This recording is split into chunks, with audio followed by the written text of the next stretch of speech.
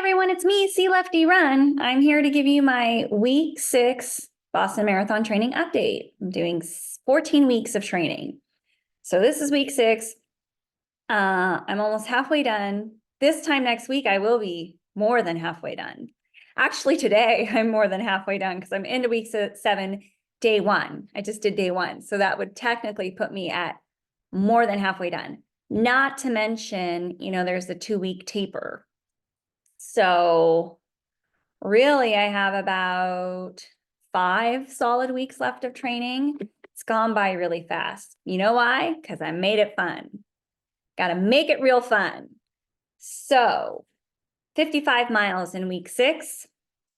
Just going to get down to it. So Sunday was the day after my Mesa half marathon, which after I did that video, did I tell you I fueled every 4 miles? Of course, I used Precision Gels. Those are like my race day shoes. The race day shoe of the gels, so to speak. I don't train with them because they're expensive, but I race with them. So I don't think I talked about all that. Maybe I did. Anyway, I did every 4 miles. 55 miles for the week. Sunday, I did an easy 6. It was the day after my half marathon. I came home. I flew home, you guys. And before the Super Bowl started, I got dressed and I ran 6 miles. That's how dedicated to this plan I am. And my average pace was a 9:24 and my heart rate was a 1:35. Pretty good. Monday, I did an easy 6. My average pace was a 9:20. My heart rate was a 1:34. So nice low heart rate there. I like it. I like it.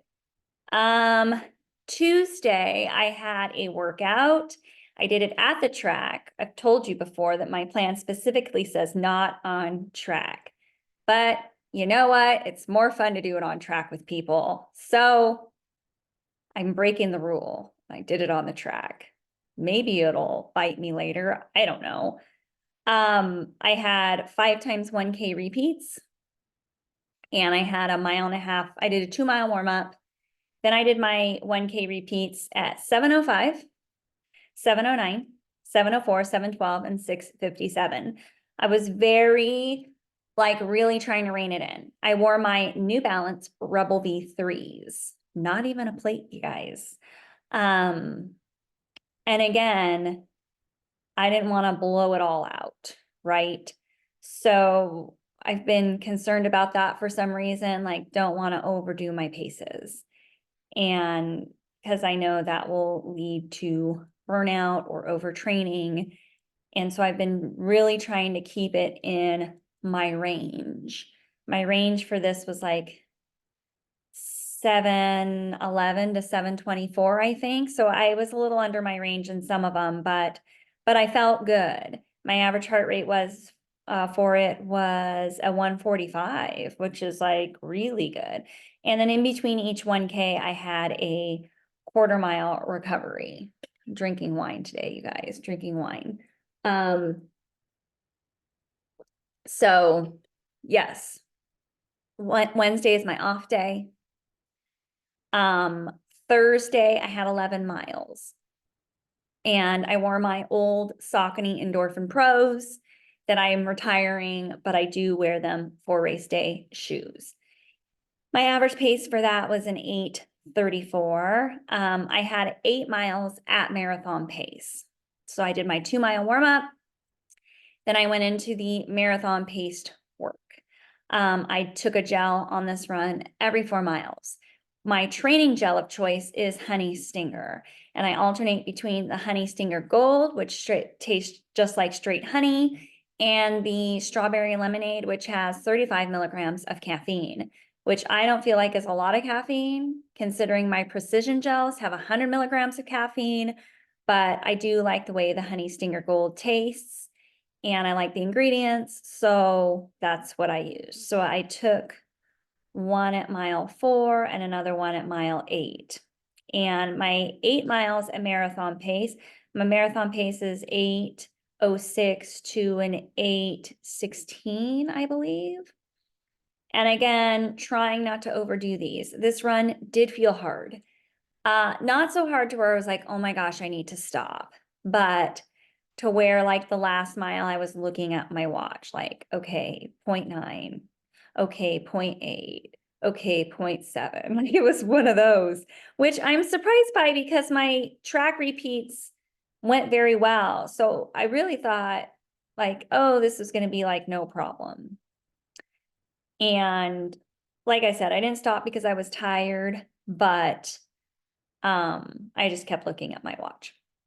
So for the 8 miles of marathon pace work, it was an 8:09, 8:09, 8:09. I mean, look at that consistency.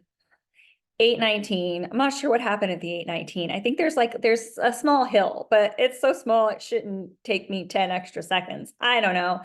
Then I went back down to an 8:10 and 8:12 and 8:19 again, around the time I would hit that little mohill. And then my final mile was the fastest at an 8:02. So my average heart rate for this run was a 150 and it was 11 miles total. Friday, easy 8, 9:33 pace, heart rate 132.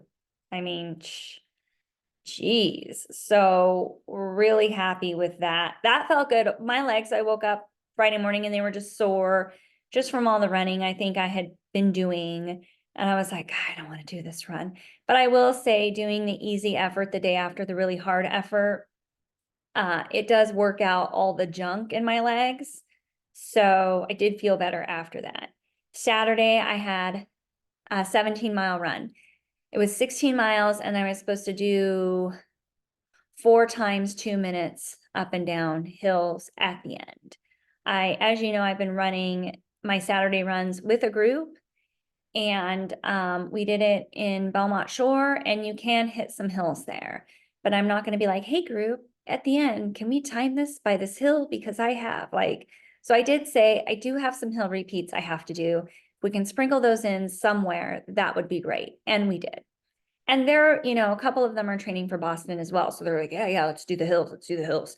So my average pace overall for this 17 miles was an 8:44. My heart rate was a 149. In the morning prior to, I ate Kodiak oatmeal, the Peak, which has 20 grams of protein. I took a gel, I drank coffee, and then I took a gel every 4 miles and alternated between the gold and the caffeinated. And then my last gel, I think I took at mile 12. Yeah, I didn't take one at 16 or at 15. And I just, so yeah, the crew, they were cool with sprinkling the hills in between. I would just lap press my watch. And then when I was done up the hill, it was always about 2 minutes. And I did do that 4 times. I had about 550 feet of gain on that run. So that's week 6. I'm feeling good. My hip is feeling great. I am still doing my, and I ran that in the Saucony Endorphin Speed 3. So whenever I have the marathon pace work on Thursdays, I've been wearing the Pro. And then when I have like track speed work, I've been wearing, I go between the Rebel V3. That's pretty much what I've been wearing for the track. And then if I have hill repeats on the Tuesday, I will use the Speed 3. And on the Saturday long run, I also use the Speed 3. I like to save my race day shoes for the actual race because it just feels more special. So yeah, that's where I'm at for week 6. I'm still torn between my plan and running with friends, like following my plan to a T and running with friends. Like tomorrow, for example, I was going to do my plan on Tuesday has 8 times 2 minutes up and down hills. And it's supposed to rain this week again. So I was going to move the run to tomorrow because although it's raining, it's going to be a lighter rain. And then my friends are running Signal Hill tomorrow, which I've told you is the city on a hill. So I'm like, okay, I would rather do that. I'd rather run with people in the rain. We can all be miserable together. And Signal Hill, you get a lot of gain. But am I doing the exact 2 minutes up and down? No. Is that okay? I don't know. I guess I'll find out when I run Boston. But I can tell you last year when I ran Boston, I didn't do really any hill work. It was in my plan, but that takes a lot of planning and effort. And I was just really busy last year and I just didn't have time to drive to hills, didn't want to leave the comfort of my little local park to go find them. So I'm like, well, you're getting the hills in. Again, the intention is there, the integrity is there, which is to get hills. So I will get more than enough hills in Signal Hill tomorrow. My son had a game in San Juan Capistrano on Saturday after I ran that 17 miles. I had to drive to San Juan Capistrano. If any of you have kids that play high school baseball, and my son, bless his heart, he always just like barely made the all-star team. And he's always up against, we never did club baseball or travel ball.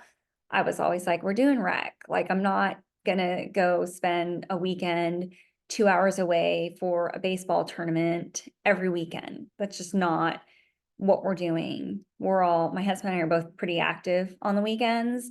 Like, we have our sports too. So anyway, this is like a side note. So he made the high school baseball team just by the skin of his teeth. And like a lot of the kids played club baseball. And anyway, so he doesn't get a lot of playing time, which is fine. I wasn't expecting him to get a lot of playing time, but it is an interesting dynamic when you drive, all that way and you're like sitting and watching other kids play baseball. And then he might get one at bat. So I was like, oh my gosh, I'm so tired. We drove all this way and you just had to sit and smile. And he's told me before, he's like, Mom, you don't have to come. And then I'm like, but then I feel bad, right? Like I'm the mom that doesn't go to the baseball game. My husband's like, no, like when they're this far away, like just stay home, just go to his local games if he's only getting one at bat. Part of me is like, that's not such a bad idea. So I don't know, maybe while I'm doing this marathon training stuff, as long as he's okay with it, I might just sit a few games out because I was tired. But today I feel good. Hope you're all doing well. Hope your running is going well. Hip is feeling good. So happy about that. Been doing my exercises.